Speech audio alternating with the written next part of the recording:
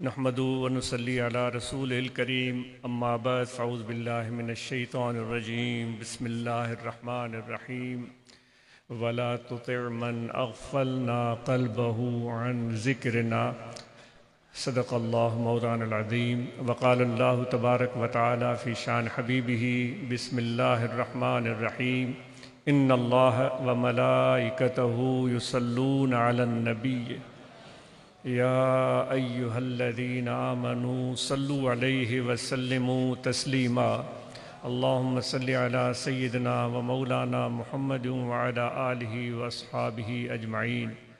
معزز سامعین، خواتین جو باپردہ اندر تشریف فرما ہیں اور مرد حضرات، السلام علیکم ورحمۃ اللہ وبرکاتہ۔ جو آیہ کریمہ تلاوت کی ہے اس میں ارشاد ہوا ہے، فرمان ہوا ہے، تلقین ہوئی ہے ہم انسانوں کو، ہم سب کو، کہ دیکھیے ولا تطع، ان کی تابعداری مت کرنا، ان کے پیچھے مت چلنا، ان کے ساتھ مت تعلق اور رشتہ قائم کرنا، جن کے قلوب، جن کے دل میرے ذکر سے غافل ہیں، جن کے دل اللہ تعالیٰ کے حکم کے مطابق مالک و خالق کی یاد سے غافل ہیں۔ ارشاد ہو رہا ہے کہ ان کے پاس بھی مت جانا، ان کے قریب بھی مت جانا۔ دوستو، تو جس کا دل اللہ تعالیٰ کی یاد سے اگر کسی کا خدا نخواستہ غافل ہے تو پتہ کیسے چلے؟ ہم تو ایک دوسرے کی شکل اور صورت کو دیکھ کر یہ فیصلہ کرتے ہیں کہ اس سے دوستی کرنی ہے یا نہیں کرنی، یا اس کے پیچھے جانا ہے یا نہیں جانا، یا اس کی پر اثر گفتگو کو، زوردار کلام کو، تقریر کو، واعظ کو سن کر ہم فیصلہ کرتے ہیں کہ بھائی یہ تو بڑا ہی قابل انسان ہے، یہ عمومی جو ہمارا تأثر ہے، انداز ہے، اس کی بات ہو رہی ہے، یا ہم اس کی مال و دولت سے متاثر ہوتے ہیں کہ یہ دولت مند ہے، یہ امیر ہے، اب اس کے پیچھے جانا ہے یا نہیں جانا ہے۔ اب ان سب چیزوں کا ذکر اس آیت کریمہ میں اللہ تبارک و تعالی بیان نہیں فرما رہا ہے۔ شکل کا ذکر کے بارے میں کوئی انداز اب نہیں اختیار کیا گیا کہ شکل کالی ہو یا گوری ہو، نہیں کہا گیا بھائی اگر اس خاص رنگت والا ہو تو اس کے پیچھے جانا، اس خاص رنگت والا ہو تو نہیں جانا، یا اس کی قابلیت، لیاقت جو گفتگو سے ظاہر ہو رہی ہے اس کا ذکر بھی نہیں کیا گیا۔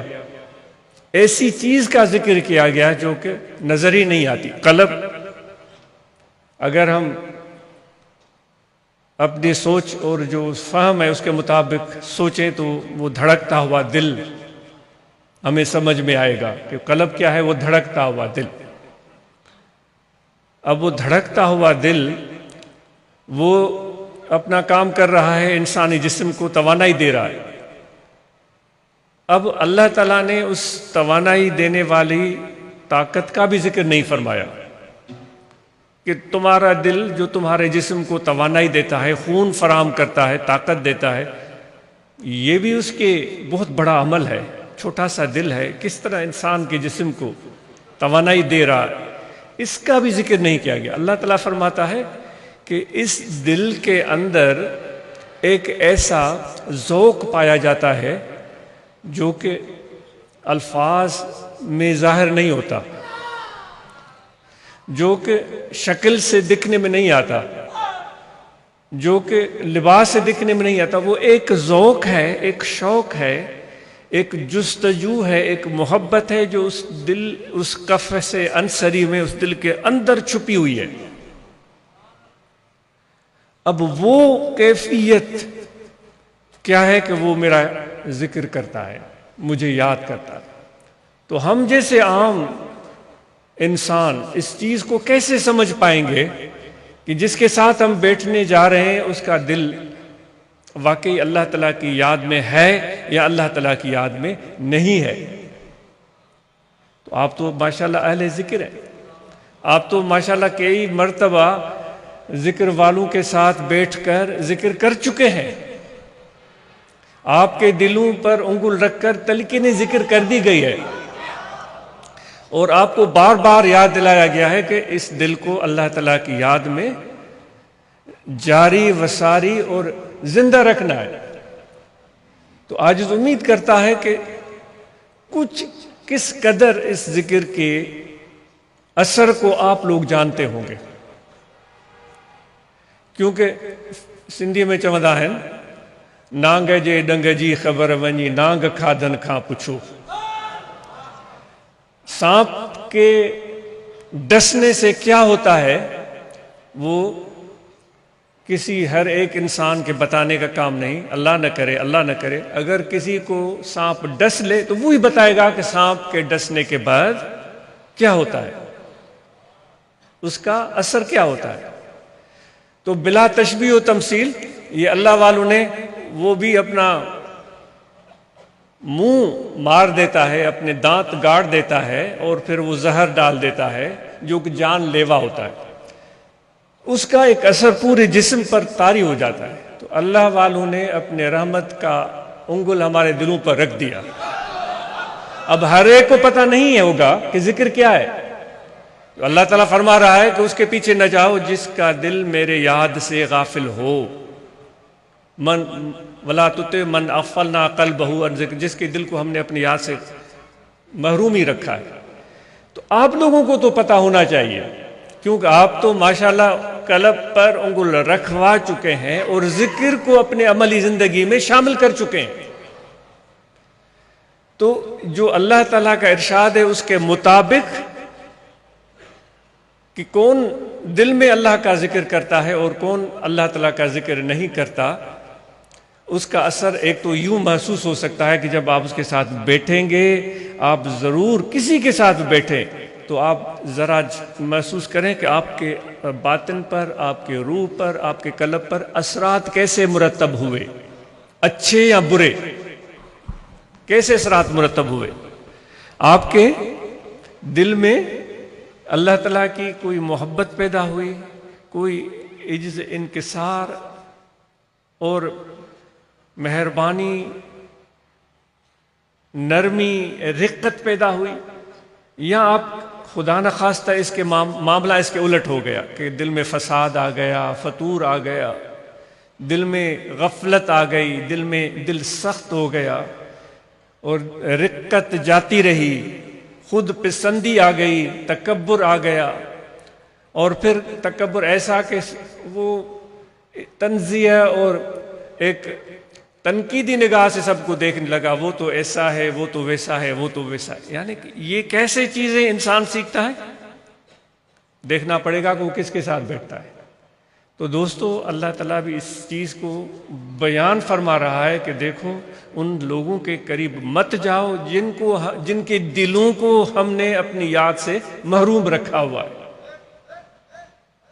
تو ماشاءاللہ بابرکت مہینہ رمضان ہمارے سامنے آ رہا ہے، تو اس سے پہلے کیوں نہ ہم اس کی تیاری کریں اور یہ ارادہ پختہ کریں کہ ایسے اہل دل کے ساتھ بیٹھیں، اہل طریقت کے ساتھ بیٹھیں، مرشد کامل کی محبت کرنے والے دوستوں کے ساتھ بیٹھیں تاکہ دل ہمارے نرم ہو جائیں۔ اگر یہ دل نرم نہ ہو تو پھر وہ پتھر کی طرح ہوتا ہے۔ وہ پتھر کیسا ہوتا ہے آپ خود دیکھیں، پتھر ایسا ہوتا ہے کہ اس میں سے کچھ بھی چیز باہر نہیں ظاہر ہوتی، اس کو توڑ کر ریزہ ریزہ کر دیں، وہ اس کو پیس کر آٹا بنا دیں، کوئی بھی چیز اس میں سے باہر نہیں آئے گی، کوئی ذائقہ، کوئی خوشبو، کوئی تاثیر، کچھ بھی باہر نہیں آئے گی۔ لیکن ہاں اللہ تعالیٰ فرماتا ہے کہ ایسے بھی پتھر ہیں، ایسے بھی پتھر ہیں جن پر میری رحمت برستی ہے تو ان سے پانی بہنا شروع ہو جاتا ہے۔ ان پتھروں سے پانی بہنا شروع ہو جاتا ہے اور وہ پانی ویران زمین کو سیراب کر دیتا ہے. تو وہ پتھر جس میں پانی ہی نہ ہو، جس میں کوئی فائدہ ہی نہ ہو، تو وہ ایسے لڑھکتا پھرتا ہے، اس کی کوئی حیثیت، قدر و منزلت نہیں ہوتی. تو اثر صحبت کا کیسے ہوتا ہے؟ جیسے کہ پہلے بھی واقعہ بیان کیا گیا ہے. کیوں اللہ تعالیٰ نے فرمایا کہ نہ بیٹھو ان لوگوں کے ساتھ جن کے دلوں کو ہم نے اپنی یاد سے غافل بنایا ہے. کیوں غافل ہیں؟ کہ ان میں لالچ پائی جاتی ہے، ان میں تکبر پایا جاتا ہے، خود پسندی پائی جاتی ہے. جس طرح کہ پہلے بھی واقعہ بتایا ہے کہ ایک مینڈک تھا، وہ پانی کی گہرائیوں میں رہتا تھا. حضرت رومی صاحب کا بیان کرتا مشہور واقعہ ہے، آپ نے پہلے بھی سن چکے ہیں، لیکن اس واقعے، اس بیان کو جو آیت قرآنی ہے اس کو سمجھنے کے لیے دوہرا دیتے. تو وہ رہتا تھا اور وہ اندر پانی کی گہرائیوں میں اس کو غذا بھی ملتی تھی، اس کو نیند بھی ملتی تھی، اس کو تفریح بھی ملتی تھی. بڑے سکون سے وہ پانی کی گہرائیوں میں شفاف اور صاف پانی کے اندر سکون کی زندگی گزار رہا تھا.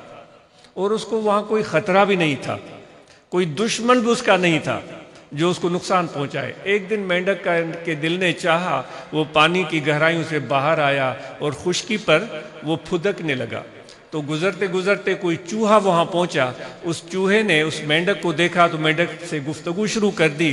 کا بات کرتے کرتے دو مختلف جنس کے جانور، چھوٹے سے جانور، ان کی جب گفتگو ہوئی تو ان کا آپس میں انس پیدا ہو گیا. تو پھر اگلے دن پھر وہ اتفاق سے مینڈک باہر آیا، چوہا بھی آیا، پھر دوستی اور بڑھی. تیسرے دن، چوتھے دن دوستی اتنی بڑی کہ چوہے نے کہا کہ اے میرے مینڈک بھائی، تم تو پانی کی گہرائیوں میں ہوتے ہو، مجھے تمہاری یاد ستاتی ہے. میں اس نہر کے کنارے آتا ہوں، بڑے زوردار آوازیں لگاتا ہوں، تم میری آوازیں نہیں سنتے. ادھر میں تمہاری فراق میں، تمہاری محبت میں نہر کے کنارے تڑپ رہا ہوتا ہوں. تو ایسی میری ایسی محبت ہے، ایسا پیار ہے، مجھے اتنا انس ہے تمہارے ساتھ کہ میری زندگی تیرے بغیر محال ہو گئی ہے. تو مینڈک سادہ تھا، وہ اتنا ہوشیار نہیں تھا. تو مینڈک نے چوہے کو بولا کہ پھر اس مشکل کا حل کیا ہے؟ تو چوہے نے کہا کہ کوئی بڑی بات نہیں ہے، ہم ایک دوسرے کی ٹانگ میں رسی باندھ دیتے ہیں. ایک سرا رسی کا میری ٹانگ میں، دوسرا سرا رسی کا تیری ٹانگ میں. تمہیں مجھ سے ملنے کا شوق ہوگا تو رسی کو کھینچ لینا، میں بھاگا بھاگا آ جاؤں گا. مجھے ملنے کا شوق ہوگا، میں رسی کو کھینچوں گا، تمہاری ٹانگ کو کھچا محسوس ہوگا، تم باہر آ جاؤ گے، ہماری ملاقات ہو جائے گی. تو مینڈک ان کی یہ تجویز مان گیا، رسی باندھ دی. وہ جب بھی شوق ہوتا رسی کھینچی جاتی، دوسرا پہنچ جاتا، ملاقات ہو جاتی. اس طرح ان دو مختلف طبیعت کے حامل جانور، مختلف جگہوں پر رہنے والے، ان کی پسند اور ناپسند بالکل مختلف، ان کی دوستی ہو گئی. تو وہ اس دوستی کے دوران چوہا اپنی عادت سے مجبور تھا. وہ ایک جگہ ٹک پر، آپ نے دیکھا ہوگا چوہا ایک جگہ ٹک کر بیٹھتا نہیں ہے، وہ سارا دن رات بھاگتا ہے اور کھانے کی چیزیں لالچ کی وجہ سے ہر وقت ڈھونڈتا رہتا ہے. تو کھا کھا کر وہ چوہا موٹا ہو گیا. کہیں اوپر سے کوئی باز اڑ رہا تھا تو آسمانوں کی وسعتوں سے اس نے جب نیچے نظر ڈالی تو اس کو چوہا نظر آیا.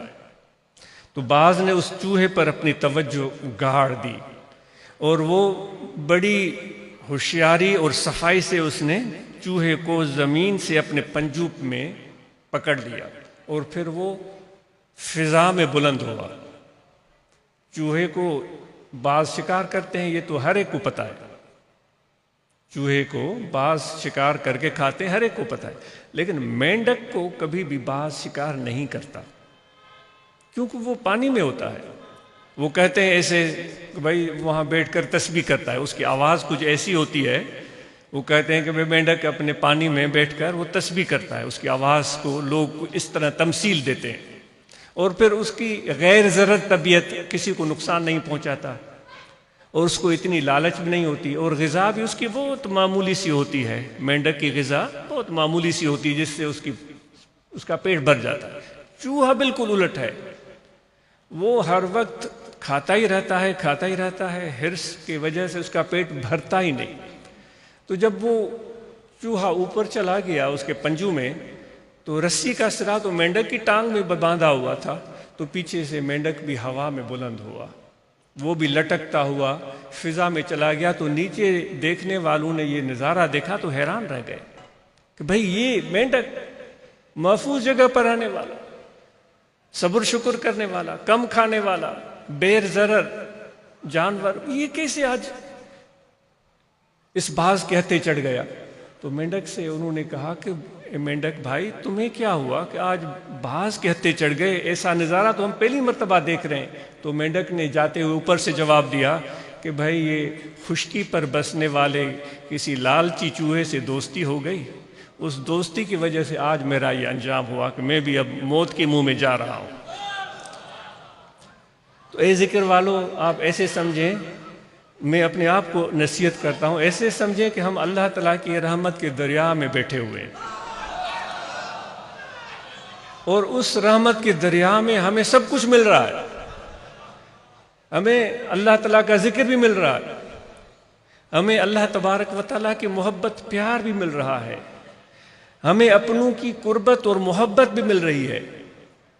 اور اسی سکون میں ہمیں توفیق مل جائے تو ذکر بھی کرتے ہیں، ہم مراقبہ بھی کرتے ہیں، ہم تسبیح بھی پڑھتے ہیں، اپنا کام بھی کرتے ہیں، اپنا کاروبار بھی کرتے ہیں. لیکن ایک چیز ضروری ہے، اگر صحبت اور دوستی غلط شخص سے ہو گئی تو پھر یہ جو ہم رحمت کے دریا کی گہرائیوں میں بیٹھے سکون کی زندگی گزار رہے ہیں، تو اس غلط صحبت کی وجہ سے ہمارا انجام برا ہو سکتا ہے، جس طرح کہ اس مینڈک کا ہوا. اس لیے قرآن مجید کی اس آیت کو سمجھیں کہ اللہ تعالیٰ فرماتا ہے کہ ان لوگوں کے قریب مت جانا، ان کی اطاعت مت کرنا جن کی دلوں کو ہم نے اپنی یاد سے محروم کر رکھا ہے. وہ دن رات اس طرح کی مشغولیوں میں لگے ہوئے ہیں کہ سوا غفلت کے ان کو کچھ نہیں ملتا. تو غفلت سے بڑا گناہ کوئی بھی نہیں ہے. ہاں، ہم کتنے بھی کمزور ہیں، ہم کتنے بھی گنہگار ہیں، ہم کتنے بھی عیب دار ہیں، ہم کتنے بھی خرابیوں کا شکار ہیں، ہماری عادتیں اچھی نہیں ہیں، لیکن اگر یہ چیز موجود ہے کہ ہمارا تعلق، ہماری نسبت، ہماری محبت اور ہمارا رشتہ وہ اللہ کے پیاروں کے ساتھ مضبوط ہے،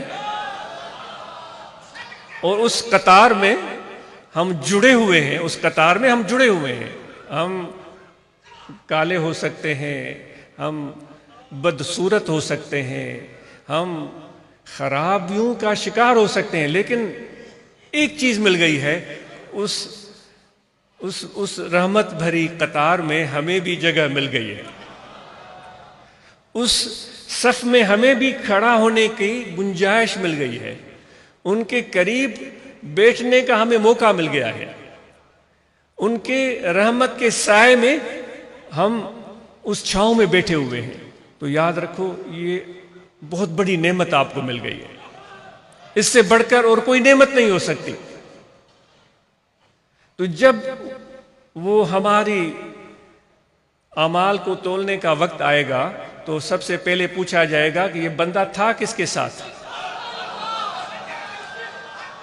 روز قیامت جب اعمال کو تولنے کا موقع آئے گا، بے شک اعمال تولے جائیں گے، بے شک ثواب اور گناہ تولے جائیں گے.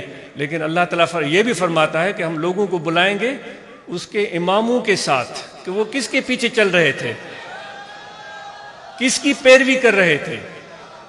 ہم ان اماموں کے ساتھ ان کو بلائیں گے. تو جب ہمارا بلاوا آئے گا تو ہمارے اعمال تو گناہوں سے بھرے ہوئے ہو سکتے ہیں، ہماری عادتیں خراب ہو سکتی ہیں، ہمارے رویے خراب ہو سکتے ہیں، ہماری نمازیں کمزور اور غیر مقبول ہو سکتی ہیں، لیکن جس امام کے فالوور ہیں، جس کے پیچھے جا رہے ہیں، وہ خدا کا محبوب ہے۔ تو یقین جانیے کہ یہ ہماری نجات کے لیے کافی ہے، دنیا خواہ آخرت میں۔ تو اس نعمت کو اے دوستو، اے مرد اور خواتین، اس نعمت کی قدر کریں، اس نعمت کو کم نہ سمجھیں، اس کی عظمت کا احساس ہمارے دل میں ہونا چاہیے۔ اگر ہم بے قدری کریں گے تو پھر تو ایسے بھی لوگ ہوتے ہیں جو کہ موتی ہیرے جواہر میں سے بھی عیب نکالتے ہیں، ان کو وہ جوہری ہوتے نہیں، ان کا علم ہوتا نہیں، ان کو شناس ہوتی نہیں۔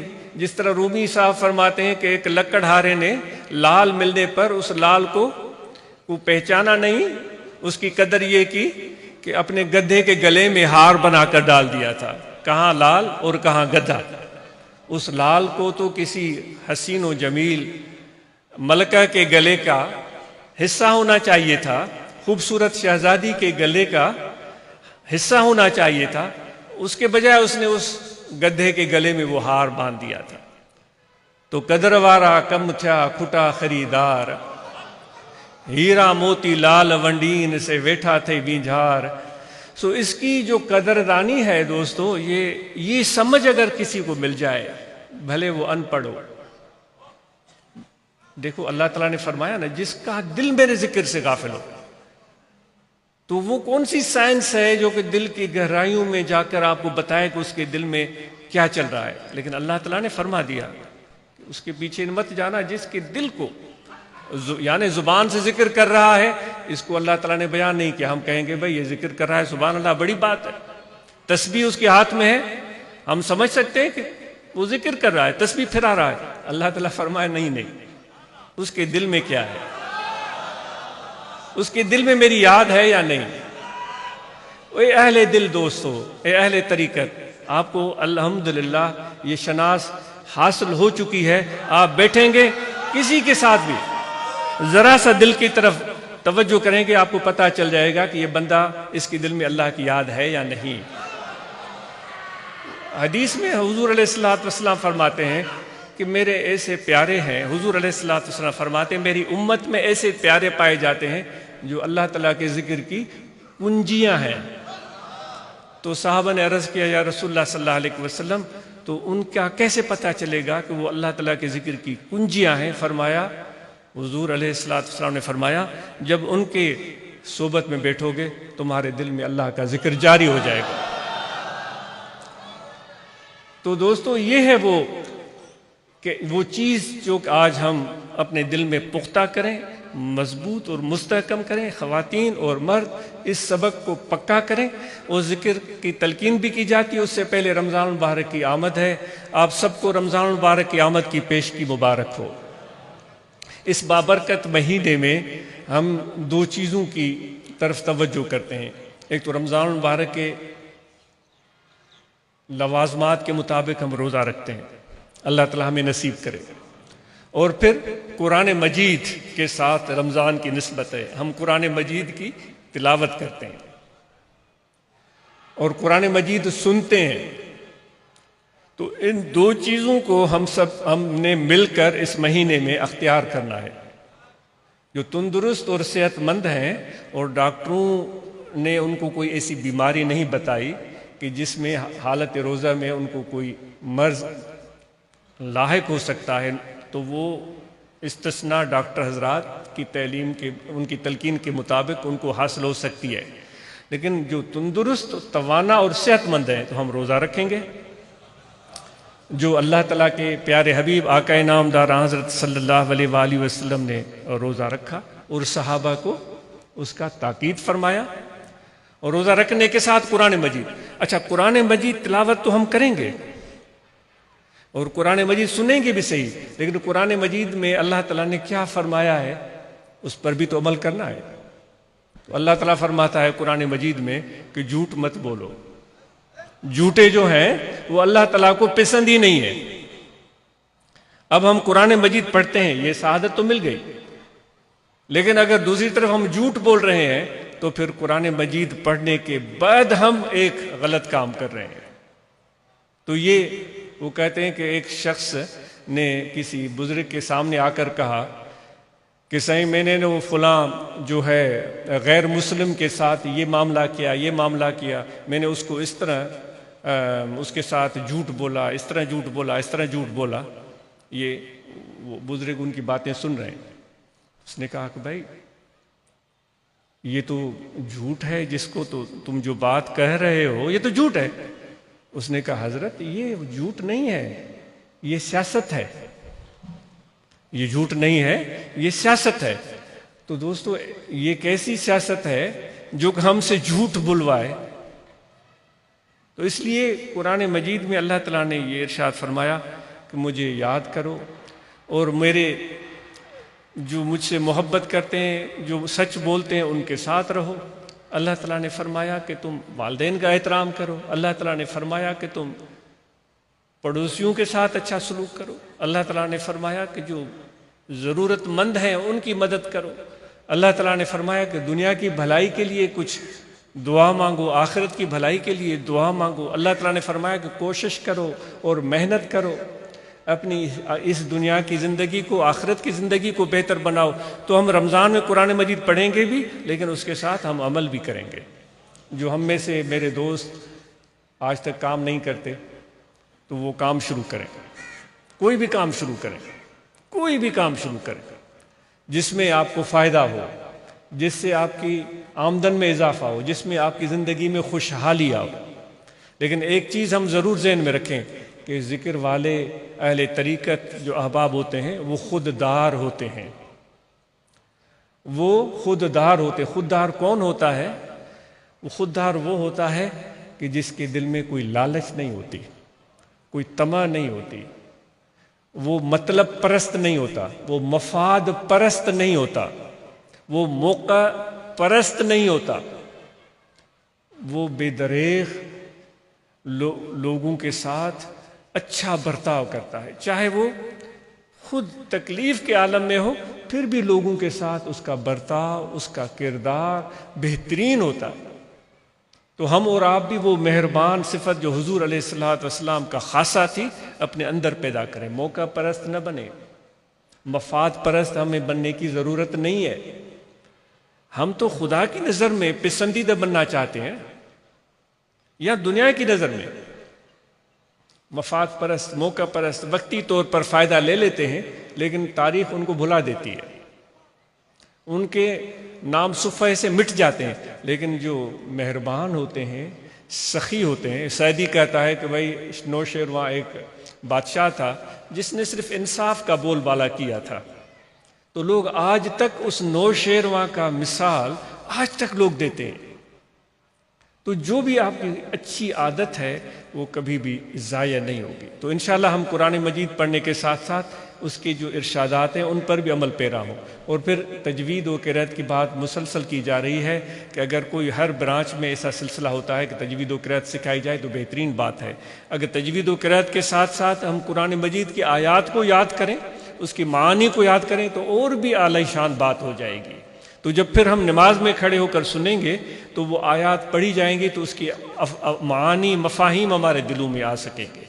تو انشاءاللہ یہ رمضان میں ہر برانچ سطح پر کوئی نہ کوئی ایسی اپنی صورتحال کے مطابق حکمت عملی بنا کر کچھ نہ کچھ کام شروع کریں کہ جو ہمارے بھائی ہم میں سے کوئی قرآن مجید نہیں پڑھا ہوا ہے وہ قرآن مجید پڑھ لے، قرآن مجید پڑھا ہوا ہے تو تجوید سیکھ لے، تجوید سیکھا ہوا ہے تو کچھ آیات یاد کر لے، تو قرآن مجید کے ساتھ ہمارا تعلق مضبوط اور مستحکم ہو، اور ہم نماز کی پابندی کریں۔ اور اس کے ساتھ ساتھ تبلیغ کے کام کے حوالے سے دوستوں نے ابھی رپورٹ سنائی جس میں ماشاءاللہ قابل تعریف تھی۔ ان سب دوستوں کی بات جو کشمور کے دوست نے جاوید نے بتایا کہ پہلے 15 برانچیں تھیں یا کم و بیش، اس کو ڈبل کر دیا گیا، یعنی ایک مہینے میں۔ یہ ابھی دوست آپ کے تنگوانی کے دوست کھڑے تھے کہ وہ 13 برانچز بتائیں غالباً، وہ ایک مہینہ کے اندر اندر 13 سے 26 ہو گئے۔ اٹھ باندھ کمر کیا ڈرتا ہے، پھر دیکھ خدا کیا کرتا ہے۔ جب بندہ ہمت کرتا ہے تو بگڑا کام سنورتا ہے۔ تو اور لوگوں کے لیے بھی یہ کشمور کے دوستوں کا ایک اچھا مثال ہے۔ آپ بھی رمضان میں اپنی برانچز کی تعداد ڈبل کر سکتے ہیں، اور ضرور بتائیں، آگاہ کریں کہ ہم نے یہ کام کر دیا ہے۔ اور وہاں طلبہ جماعت کے احباب ہیں تو اپنے پیغام کو عام کریں اور تعلیم کے میدان میں آگے بڑھیں۔ وہ تو ہم پہلے ہی عزم کر چکے ہیں کہ اپنے بیٹے اور بیٹیوں کو قرآن مجید پڑھائیں گے، ہم ان کو اپنی محبت اور پیار ان پر نچھاور کریں گے اور پھر ان کو بہترین تعلیم دلوائیں گے، بیٹے اور بیٹیوں کو بہترین تعلیم دلوائیں گے۔ اور ماشاءاللہ الحمدللہ جماعت کے دوست آ کر بتاتے ہیں کہ ہماری بچیاں گریجویشن پوسٹ گریجویشن پر ڈاکٹریٹ کر رہی ہیں، وہ ڈاکٹر بن رہی ہیں۔ تو یہ انشاءاللہ یہ بچیاں آپ کے لیے ایک خوشی اور مسرت کا ذریعہ بن جائیں گی۔ تو بیٹے اور بیٹیوں کو بہترین تعلیم دلوائیں انشاءاللہ۔ اس میں جماعت پہلے ہی کوشاں ہے اور آئندہ بھی ہم اس معاملے میں پیچھے نہیں رہیں گے۔ اور نماز، ہم سب نماز خصوصاً رمضان میں دل کے حضور اور خشوع کے ساتھ پڑھیں، ایسے جیسے کہ اللہ تعالیٰ کی بارگاہ میں ہم کھڑے ہیں، اللہ تعالیٰ کا ہمارا دل خدا کے دیدار میں لگا ہوا ہے، یا کم از کم جس طرح حدیث میں آیا کہ یہ نہیں تو یہ سمجھو کہ اللہ تمہیں دیکھ رہا ہے۔ تو ہم نماز اس حضور قلب کے ساتھ پڑھیں گے۔ طریقۂ ذکر یہ ہے کہ یہاں دل ہے، یہ دل کھڑے بیٹھے لیٹے سوئے جاگے وضو ہو یا نہ ہو، توجہ رہے کہ دل ذکر کر رہا ہے اللہ اللہ اللہ اللہ اللہ۔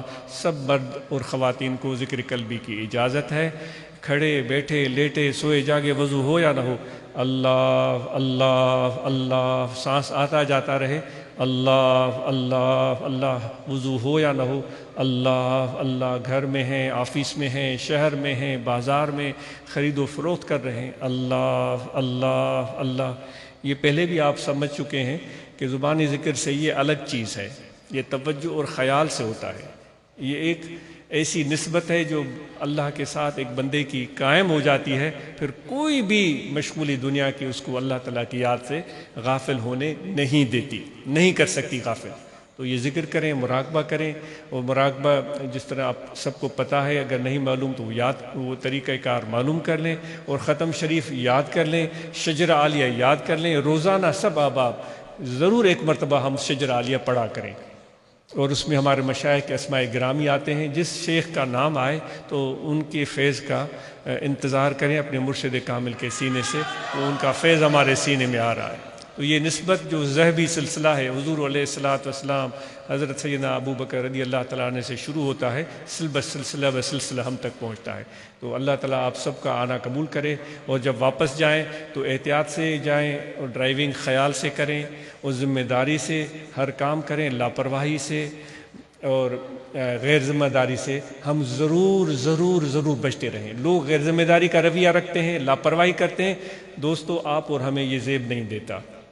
ہم اللہ کا ذکر کرتے ہیں، اللہ والوں کے ساتھ غلامی کی نسبت ہے، تو ہم ذمہ دار فرد بن کر ایک ایک قدم اٹھائیں۔ اللہ تعالیٰ آپ کو بہت ساری کامیابیاں، آسانیاں، ترقیاں اور بھلائیاں عطا فرمائے۔ آپ سب کا بہت شکریہ، جزاک اللہ۔ اس ویڈیو کو شیئر ضرور کریں، ہو سکتا ہے آپ کے ایک شیئر سے یہ بات کسی کے دل میں اتر جائے۔